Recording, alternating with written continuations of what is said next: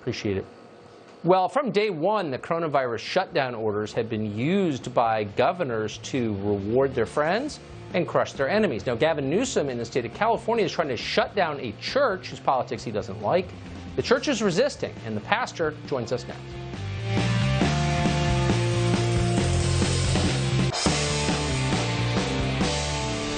The founders of this country had a keen understanding of the importance of religious freedom because so many of them were fleeing religious persecution. So they protected the exercise of religion in the very First Amendment to the Bill of Rights. Governor of California, Gavin Newsom, doesn't care. He's using his new coronavirus powers to shut down churches that disagree with him. The Episcopal Church is fine. They're fully on his team.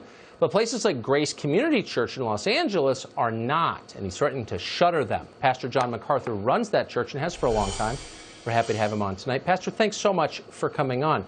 Give us a quick overview of why you think you should reopen given the coronavirus.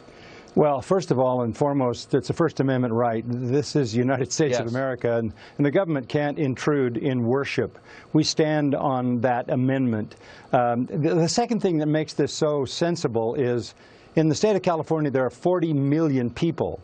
8,500 of them have died with COVID. That's 0.002.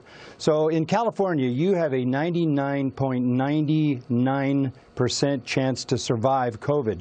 So why would you shut down the entire state? And particularly when people are frightened and sometimes terrified that they're going to die, shut down the church where most of the intense relationships in our society exist.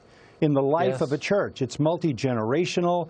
We've had 21 weeks with no ministry to 1,000 little children, to 1,000 university students, to junior high students, high school students, senior adults.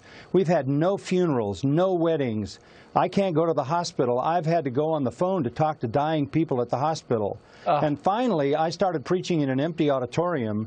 I did it 2 weeks, 3 weeks, and the people, without us saying anything, started coming back. They didn't buy the narrative. They didn't buy it, and they started coming back. By the way, we're the original protesters. We go back 500 years to the Protestant Reformation. We're still protesting lies and deception for the sake of the truth. So they started coming back, and they kept coming back, and last Sunday, 3,000 of them came back.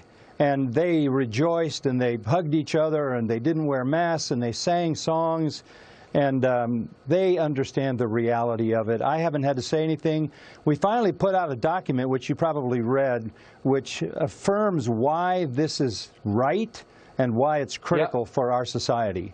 And I hope our viewers would read it. You're a brave man, Pastor MacArthur. I appreciate your coming on tonight. Godspeed.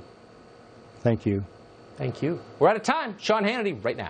All right, Tucker, Godspeed to you, too. All right, buckle up. Welcome to Hannity.